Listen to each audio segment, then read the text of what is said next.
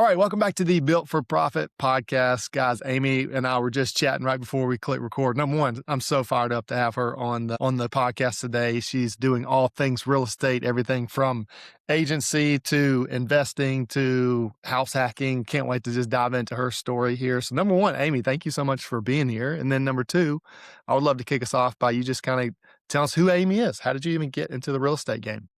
Love it. Hey, Austin, thanks for having me. I got into real estate kind of on accident, actually. When I was graduating college, way back in the olden days, I found myself expecting my first child and kicked off my parents' insurance. And expecting a child was now a pre-existing condition. So I had to try to figure out how I was going to afford to have this baby. And at that time, our president was offering an $8,000 tax credit to first time home buyers. So I bought my first house, Yes. amended my tax return. My baby cost $4,000 and the government gave me $8,000. So I was a net positive.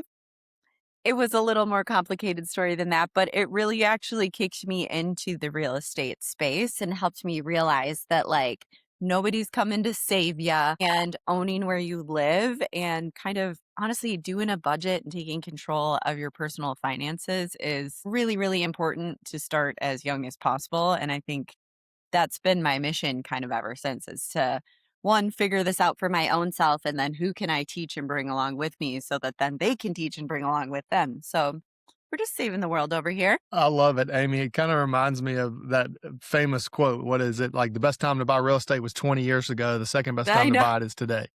And I love so much. I'm trying to put myself in your shoes as a 20 something year old. I just love that you had the wisdom to even, like, I don't even know as a 20 something year old, I would have been paying attention to any kind of tax It credits that was the not current wisdom. president was giving Don't give out. me that much And then credit. also, well, I mean, kudos to you for even playing the game, right? And being like, hey, I think this is something that we need to do to save some money and, figure out the financial next steps for you as a young 20 something year old. So that's pretty remarkable. I love hearing that. Okay. So okay, obviously you got in on that first kind of taste of real estate early on. So then what happened between then having the child and then kind of tell us a brief little story of like how you got to where Yeah, you're at it today? was, I like to tell people that I'm a genius, but a lot of the success that I have experienced has been the conditions of the timing, right? So I can't control timing. I did buy that first house in 2010. At that time in our market, you could buy a house for under $100,000. It wasn't the greatest house. But I got Yeah. to use an FHA 203K loan, and I got to, manage a Yeah. rehab. Let's not call it that. There was no managing, but we got some new siding, two bait lead base paint. We got a little bathroom remodeling. But I really feel like that house kind of built me. It wasn't cute. I did some remodeling. I learned how to be a mom. I did my first budget. And all of those things really helped me transition from dumb kid to dumb young adult. And I don't claim to have it all figured out, but it really was like, okay, here's a problem. How do we solve it? And at the time, we had the internet and Zillow was a thing, but it wasn't like what it was today. So you would maybe get on YouTube and watch a video, but more likely you would just take something apart and figure out how it goes back together. And then after you get stuck, then maybe you call someone. And I think throughout that, figure out how process, I really, I don't know, developed something that just hasn't ever left me. So I had to live in that house for 3 years. And during that time, I did a lot of this, figure it out, grow it out. Okay, now I have a 3-year-old. And what am I going to do with my life? So I decided actually to get into real estate because I was reading Dave Ramsey's Total Money Makeover. And Dave told me to get a second job. So I, at that point, was thinking about selling that house because my 3 years were up and my house was done, and started talking to real estate agents again. And man, they were just really awful, terrible to a dumb 20 something year old girl. And so I decided that if they could do it, I could do it. Yeah. I got my license and I did the same thing. I was like, okay, real estate agents host open houses. Let me go host an open house. Oh, a buyer walked in. Let me help this buyer find a house. They don't like this one. And it just kind of grew and grew. So eventually, Yeah. that first year I sold, I don't know, 19 houses, I think, in my first, it wasn't a full year. Wow. Um, just just really kind of got into the swing of it. And I kept doing that, and to the point that I was able to start my own brokerage. And then I started attracting agents in the same way that I was attracting buyers of, hey, I know how to do this kind of. Do you want to learn how to do this? Come on over. Let me show you how. And it really has grown and grown. And I think I got my license in 2014, and we're rolling into 2026. So it's been a pretty good run. Yeah, that is incredible, Amy. I love that so much. So I'm curious. Well, first question before I dive into how do you serve people with the agents to the current team, what that looks like, because I'd love to know. Obviously, you're focused on building out, getting the brokerage, recruiting agents onto the team. Along that way, were you also just acquiring real estate because you just believed in the long-term aspect of it? Or kind of walk us through, were you also in a Dave Ramsey standpoint doing a side hustle I with love it. acquiring That's real such a estate good while question. building a brokerage? I would say Dave Ramsey is an entry point for me to real estate and personal finance. I don't think Dave Ramsey's forever. So at that point, I had my first goal as a real estate agent was to pay off my student loans. So I paid off my student loans in about a year and a half. And then I was like, well, now what? And a consequence actually of succeeding as a real estate agent is having a high tax bill. So then I was like, okay, Dave doesn't have any advice for me on this. Yeah, yeah. So I started reading and following other people, and I found Bigger Pockets and some of the Robert Kiyosaki, Tom Wheelwright stuff. And I was like, oh, okay, I guess I have to buy a rental property. So again, a lot of the stuff that I have learned along the way and now help others learn and implement was just solving my own problems. So after my first year in real estate, I owed in taxes more than I had earned in income the previous year. And as a master's degree Wow. licensed nutritionist, it was like, okay, let's not go to college and get a real job. But that's a different conversation. So then I started I started doing real estate investing and did some BRRRR strategy, flipped some houses, had a couple rentals. Like, really, we've done it all. In fact, we bought during the pandemic 25 acres of land, built this house ourselves, subdivided it. So I've got two more lots that the master plan is eventually we build on those, sell all three, and sail off Wow. into the sunset. So really have tried everything. Let's go. That's so good. Okay, so I want to hear a little bit about what your current team looks like. Obviously, how do you serve people? I know you're selling houses, but I want to hear a little bit from your heart of saying like you're coaching up these agents that you have in your team to also live this Yeah, I financial think free the life through the lens of real foundation estate. for all of this is about home ownership. You hear statistics these days that the average age of a first-time home buyer in our country is like 38 years old, and I think that it's huge in the way that it sort of normalizes it's not time yet for me to buy a house. I'm not old. um, or I'm too young to buy a Yeah, house or for sure. whatever, because I think there is something that you can only do in your 20s, and that is live in a gross house with strangers. And I'm not saying that people don't do that in their 40s, in their late 30s, but I think once you get spouses and kids and school districts, like your priorities change, and that necessarily increases the difficulty of getting into homeownership when you have to care about those things. But if you're, 2022 and you're like, hey, dude, Yeah. I got DK to work with. What can I buy? And you're like, buckle up, sweetheart. It's going to smell bad. It's like you're missing out that whole opportunity on figuring out, okay, how do I make this less gross? What does a deep clean actually mean? How much do cleaning Yeah. supplies cost? What? How do I paint and not do a bad job? Because actually paint's pretty magical. And then, even if you just own that Yeah. house while you live there, rent a couple rooms to your buddies, you're going to cover most of your mortgage payments. And then when it's time to go in 2 years, you definitely earned a down payment on your next house. And I see time and time again that it's like a 3-hop deal, right? You buy your first gross house, fix it up, live there for 2 years, learn some stuff. You buy your second, less gross house, still kind of gross, but maybe it's bigger and gross, right? Fix it up, make it cute. By the time you sell that one, you probably have a down payment on a house that you feel great about having a family in, doing the school district thing. And I just think people miss out on that when they wait until they're 38 on average to buy their first house.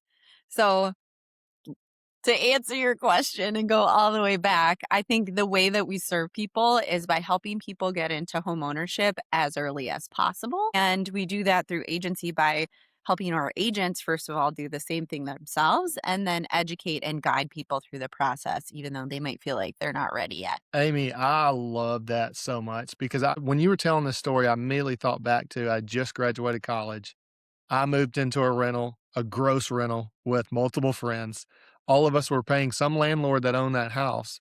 But one of my friends from college, I remember he bought a house immediately when he graduated. And then he recruited three of his friends to come live in that gross house with him. Right? So they were paying for his mortgage, his asset that he had. He was living rent free and owning an asset while his friends were paying for that. And I Why remember am thinking, I like, the dumb one? why did I not do that? Like, why didn't I? Yeah. But I just honestly, I think back to me as a 22-year-old, I needed somebody like you in my life to give me the confidence to do it, right? So, like, I just thought, like, I'm not smart enough to be a homeowner. I don't know what I'm doing. Like, I just barely graduated college. Like, how Yeah. do I even know how to own a house, And I just love that you're passionate I about think that to really give the confidence Yeah, there's to a couple early of home things. Like buyers it that you reminds can me of do that this. quote that like someone with less money and less intelligence than you is out there doing it because they don't have the wherewithal to tell them or think they can. But also I think like the people who care about us the most oftentimes hold us back from this, right? Like your parents, your friends think they're doing you a favor by saying, "Oh, are you sure? That's really expensive." Like as a real estate agent, we we all know that dads are deal killers, right? Because you'll get a dad into a house and they're just like, "This is gonna break, and that's this," and right? And they're coming from a place of care, but Yeah, when yeah, they yeah. bought their first house for, Yeah. $8,000 or $50,000 or whatever, and it was gorgeous and they didn't need a second income and all that, it just isn't the same experience, and I think it holds young people back, and I think it's really sad to say, so let's go 20 somethings. Yeah, I love That's so good, Amy. It's so good. Okay, so now, I mean, obviously you got your team built, you own the brokerage, y'all are, buying and selling and owning real estate. What does 5 to 10 years out look like for Amy and your brokerage? What does that look like? I don't hate that question because it's a bad question. I hate that question because it's an excellent question. And I also feel like it's gotten me into trouble before. So, why I say this is because your vision matters, right? And for me, if I say I'm going to do something, I'm going to go do it. And that's gotten me into trouble a couple of times where I took on too much. I said yes to too many projects at once. And so for me, it's really easy to look at a 1 year out. Honestly, even to look at a 3 year out. But like for just think about Yeah, yourself and look back 5 years. How much has happened that you could never have I know. predicted and anticipated? So I'm not trying to avoid the question, but I Great think the point. way that we think about things is I have a very clear plan for the next year. I have a super strong direction for 3 years out. And then I like to get further down the path and see where we're going because I mean, in Yeah. 10 years, I'm like super old. What am I going to be doing? What's going to happen in my life? I don't know. I'm not that super old, but like way more wrinkly than I'm now. No, I was I about to say know, you might just maybe. be hitting your prime No, in I 10 think years. it's about how much bigger of an impact can we have, right? So like in 2023, we did a burn Yeah, it big. down, right? Much like a forest fire or a controlled burn will regrow a forest or a prairie and get rid of some invasive species and all that. We kind of burned it down. Yeah, We got into a incredible partnership that has really helped us grow our business and set us up for success. And we've rebuilt with new systems and new habits that work today and are really great at getting agents started quickly. Because I think the way we did it before was very much like in that authenticity mind where we actually like let people lean into their excuses not to do stuff because I'm not a person who wants to fill in the blank. And we've transitioned to like, here's what works. If you're getting those kind of limiting beliefs coming up, let's talk through that and let's counter that because it's likely that you yeah, just haven't done this yet and it's uncomfortable. That doesn't mean you're not a person who can make a phone call, knock on a door, talk to a stranger out in the that's right. world. And those are the things that we really need to do to succeed. So we very much transitioned to being more like, how do you communicate effectively? How do you carry a conversation with a stranger? How do you carry a conversation with someone you know who just wants to small talk you? And it has really been incredible watching agents go from like, I haven't called anyone except for these 3 people for the last 10 years. And now, like, I can carry a conversation with a complete stranger in a coffee shop, and I feel really confident to do so. Yeah. That's so good, Amy. I love that. Well, that kinda tees up my next question. It sounds like you just answered it, but I always love asking the question, in your business, what do you feel like you have momentum in? But it seems like getting agents started early and confident early on. And honestly, I feel like you even mentioning like and giving confidence to the early home buyer in their 20s and don't wait till you're 38 to buy your first home. Is there anything else you can think of? I feel like that you feel like you got momentum in right now? I think the beauty of time is that actually you can condense it and you can shift it and you can twist it and you can get at it from a different angle. So you could be like, I want to buy a house in 5 years. And I could be like, great. What if we could show you how to get into a house in the next 3 months? First of all, you're going to freak out. You're going to be like, oh, that really wasn't on my Yeah. 10-year plan. But it's going to like the person that you need to become to do the Yeah. thing on a condensed time frame is so much more powerful, and it puts you in a position where you're now in control of where your life Yeah. is going and what things you are doing. So I think that's something we're really, really good at is questioning what people say they want to do, what they can't do, and what their timelines are. Amy, that is so good. I wish, in fact, we'll have to cast it up on the little podcast here because there's a quote from Elon Musk that does exactly what you just said. But he basically just say like, take your original goal and the time frame of it, and shrink that down into like drastically lower time frame. And it forces the urgency for you to actually still get the same goal achieved. You just have to get more creative of how to do it in a way shorter time frame. And it is I love that you're doing that with people because and honestly, I think they need people like you in their life to give them once again, I go back to the confidence piece is that like, "Hey, look, we've done this 1,000 times. We've helped a ton of people do this, and we can get you there. Just trust us and let's play this game." And so I love what you're doing, Amy. I think that's brilliant. So on the flip side of the momentum, what do you feel like right now is like a bottleneck or maybe a hole in the boat that you're trying to fill to kinda get you to the next level in business? Kind of like I said before, I will do whatever I say I'm going to do. And so I need to be really careful with that. And there are some things about being a real estate agent that I love. Like, I love running around with buyers. And I will always say yes to go running around with buyers. And I also live an hour away from like the nearest place that people probably want to live.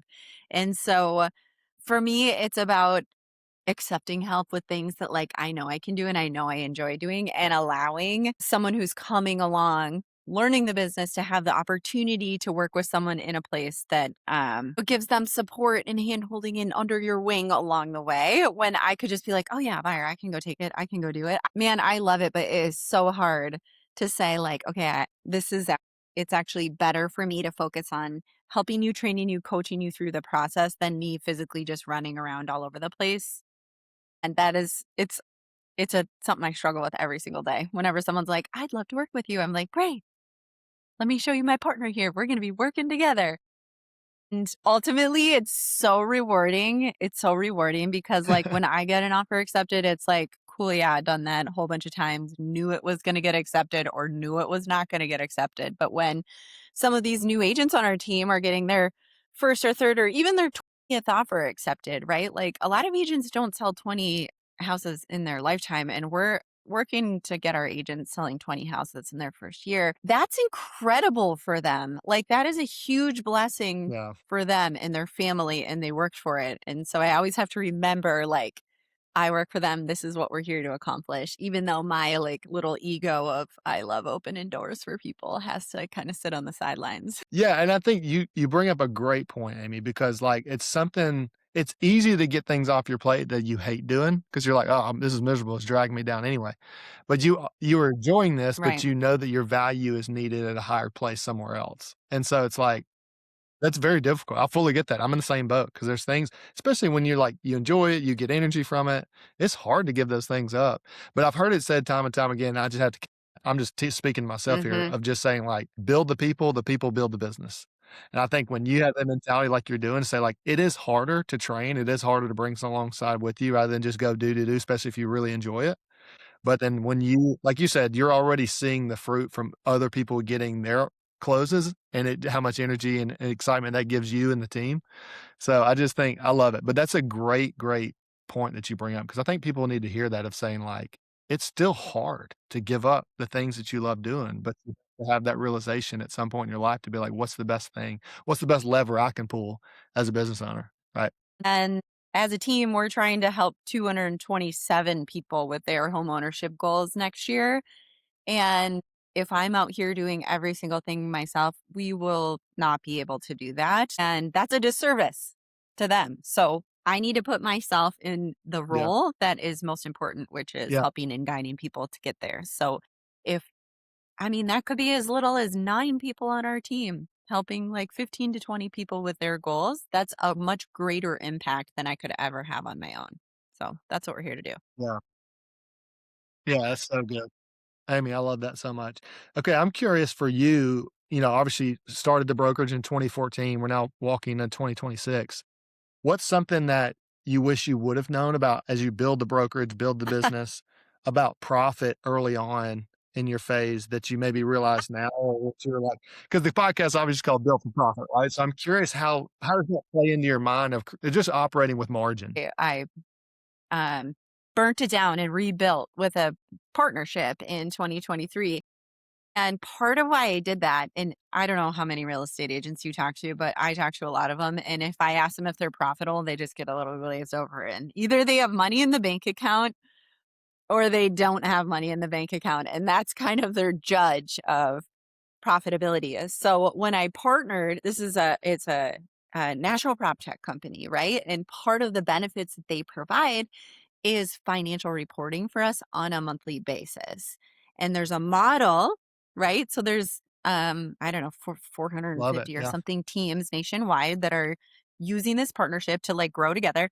And so there's a model to hold it against of like, okay, here's across all of us what we're doing and here's where we want your profitability be. So in your first year, your goal is to be 25% profitable and here's where we think your staffing and your cost, all the stuff. And so they take all your financials every month.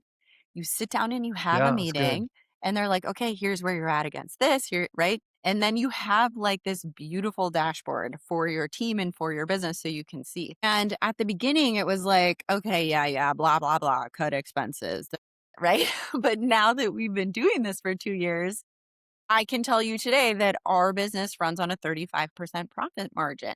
And now we know that we have that to reinvest into our team and in our That's good. business. So, what are we able to do? We just hired an ISA.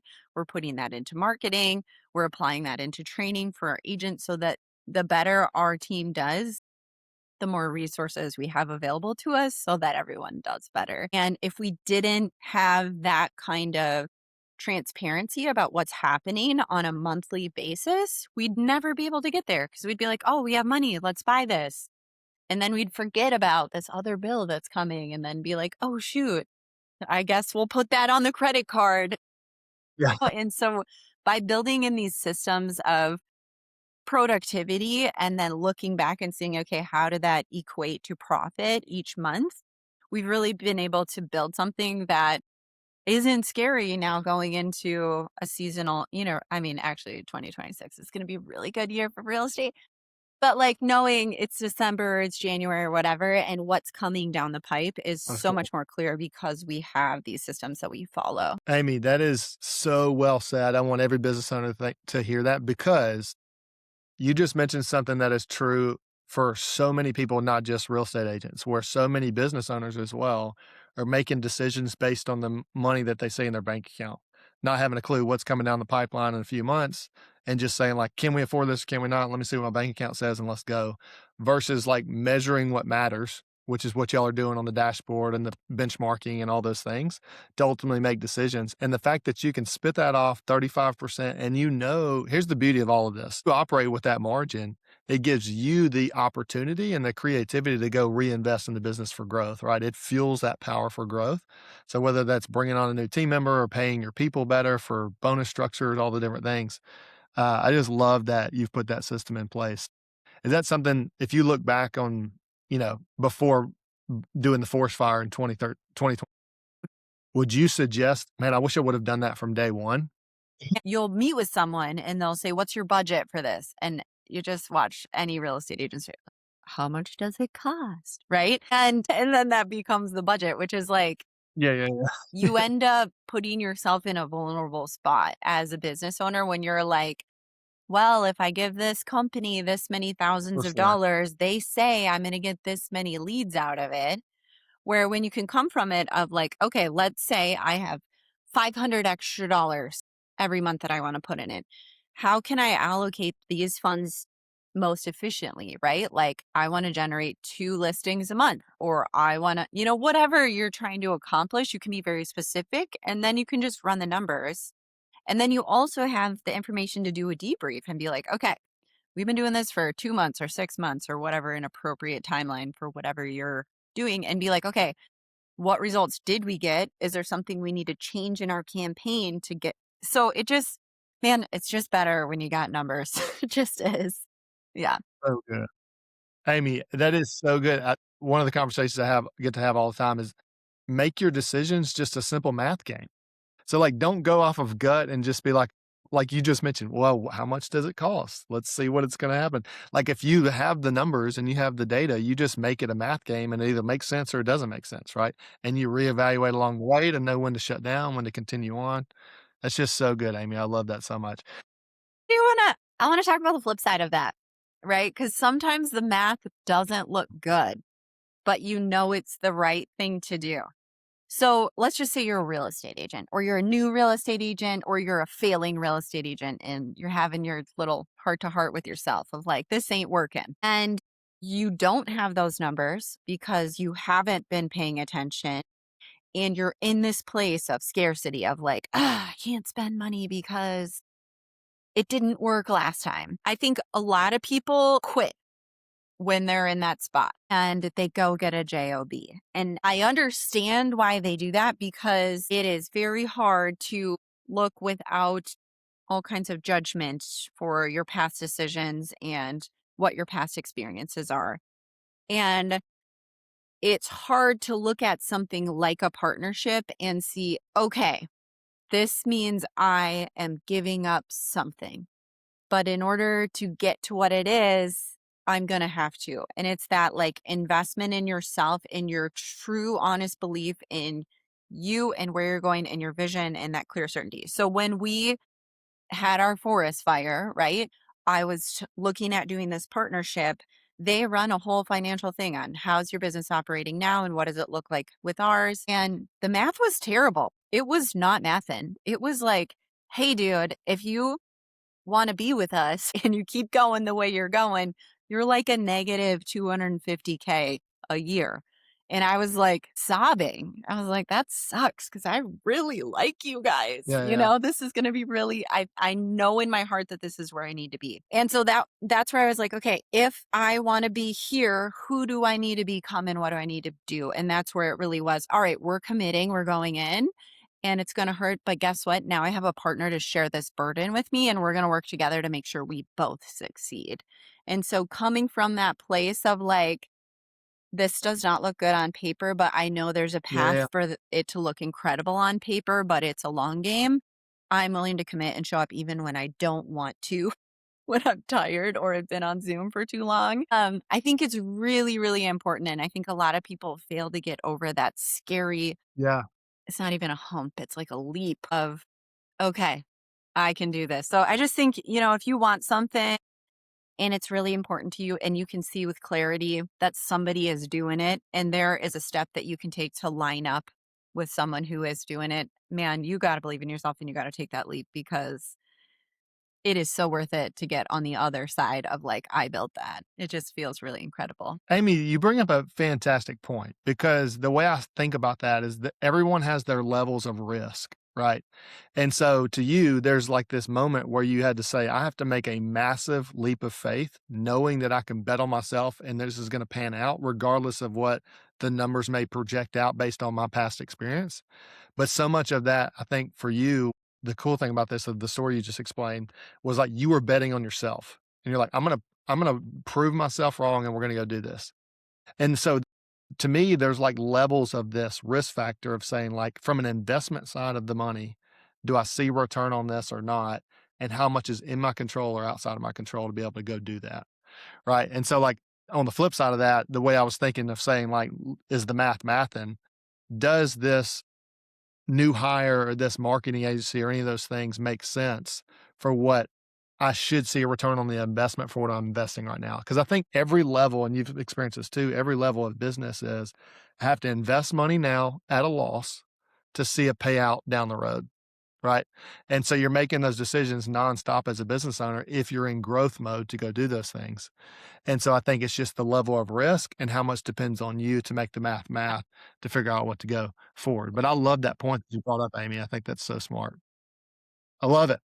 Well, Amy, no, thanks for bringing that up. So if people want to find out more about Amy, more about your business, where do they go to find you? My Instagram is Amy, AMY underscore Renee, So good. RANAE. And you can find me there and I'll get you to my website if you want to buy a house or become a real estate agent or work with our team or whatever. Hit my DMs. I would love to help you with whatever you're struggling with. I have lots of great resources and I believe in you. That's awesome, Amy. We will definitely put all of those links in the show notes so they can find you. And Amy, thank you so much for being on the podcast. For sure. Thanks for having me, Austin.